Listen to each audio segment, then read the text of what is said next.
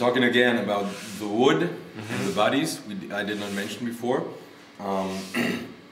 All the wood that we have here, so talking about the alder and the ash, is it's not only European, but it's from Germany, and it's from somewhere nearby. So we get forests and stuff like that. So all this wood is from there. This is wood from somewhere near here, and it's especially sawn for us by a company that we buy it from. They also dry it. Of course, the mahogany and the bubinga and the imbuya is not local. We have like woods that are from South America, woods that are from Africa. Really, like depending on what you got and what you want and where our suppliers get it from. Right. So, but especially this, like it's sawn for us in a special way, so that you get more, so that you get more grain, and then it's artificially dried, and when it comes here, we have it lying in the big parts for about 4 weeks in the workshop. Then it's been sawn into the smaller parts that I showed you, into the body halves, and then we have our own little drying or climate control chamber, where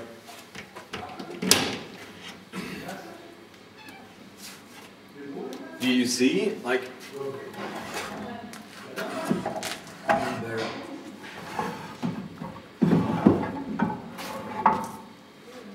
like this.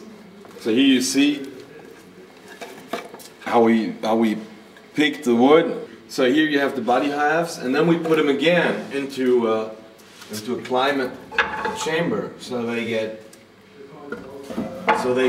the right humidity. This one shows you humidity and temperature inside the chamber, which is not too good right now because we opened it. What's it supposed to be? It's supposed to be like 12. Wow, that cold? No, humidity. Oh, humidity. 12%. So very dry. Yeah. And what temperature? Or is that less important?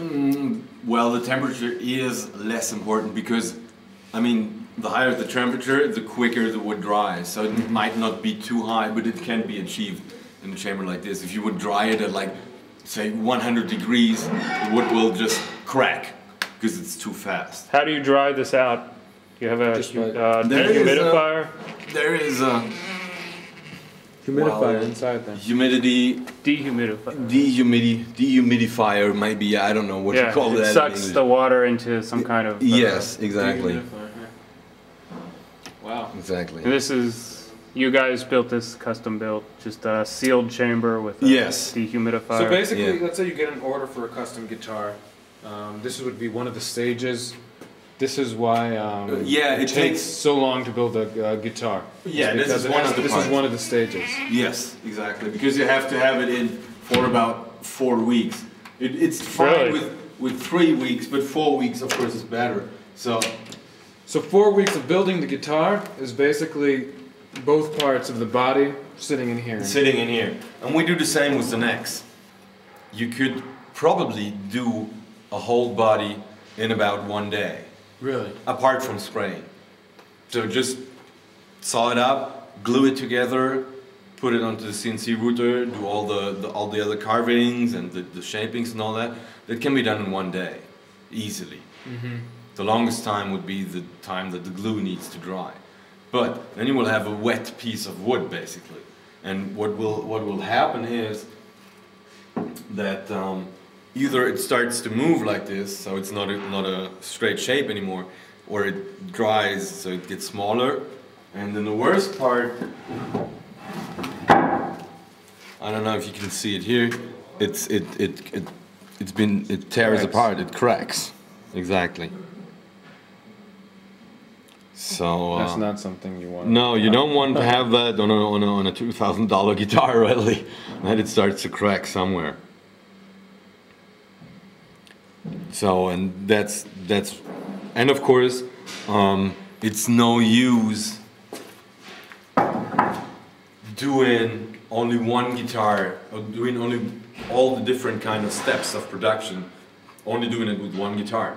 Once you got one machine tuned in and running, it's much more effective if you do like 10 or 15 parts at once. Right. So once you get talking about the saw, maybe once you get it adjusted, and you only do one bass, and then you readjust it for the next step, it's not very effective. So once you got it adjusted, do 10 pieces at once. Right. So you can exactly. You can just take all the ones that have been waiting here for 4 weeks, the same kind of bass. Exactly. Do them all. Right. Right. So and that's also, of course, why we have delivery times, because you know what to expect. You start with maybe say you start with 15 Californias, so you do all the 15 Californias. Then it's 1 week gone, and then you start with all the 10 basics that you have. So that's of course also which is why it doesn't take 3 months to build a guitar. Yeah. And the average time would be like say 6 to 8 weeks.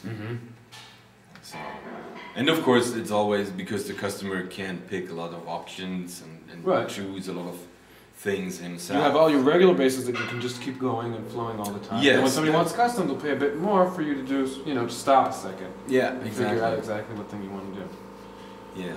If basses are in a state like this, then we decide, okay, this one is it's a California P shape, so this one looks very nice, it's very bright, so blue burst finish will look great on this bass. And then I have a list and I see, okay, Rash Gash ordered California PM4 blue burst with white pearl pickguard. Alright, this one is going to be the one. And then we have, they're all like this. Because the ash, it's got a lot of different colors. Sometimes it's very light like this. Sometimes you have it a little darker, more like a dark brown. Like if you look over here, it's just a little piece of it. So you can see this part is very light and this is much darker. So and if you have the whole bass dark like this, it will look great if you do it in a natural finish. But if you do blue burst on a dark ash like this, it will look shitty. So as soon as the bass has reached this state, then we decide who's going to get which one. Alder in general looks very dull, like this. Yeah, there's not like much MDF. grain. Exactly. MDF with a little grain. It's very straight. So if I have the bass like this, I will make it hardcore edged cream or black, so you don't see any grain. Remembering the bass we had over there that was supposed to be tobacco hardcore edge, we can pick it up right now. As soon as we go over, you will see that tobacco, that way you can see through the lacquer. We pick the ones that have at least a little grain. I'll show it to you right now. This is also alder. So remembering the alder we were looking at before, very dull, very boring. This one has a bit more personality. Yeah, so, and as I said, that one is very dull. It's going to be like black or cream, so you don't see the grain. With this one, like in tobacco, there you can see the grain, so we try to pick the ones that got the best grain. It's still not very good compared to ash, but at least we try to. So. And this is of course also because everything is handmade, and every guy who's or the guys like Hansi or me who are picking or who decide, okay, this bass is gonna be like this and that one's gonna be like that.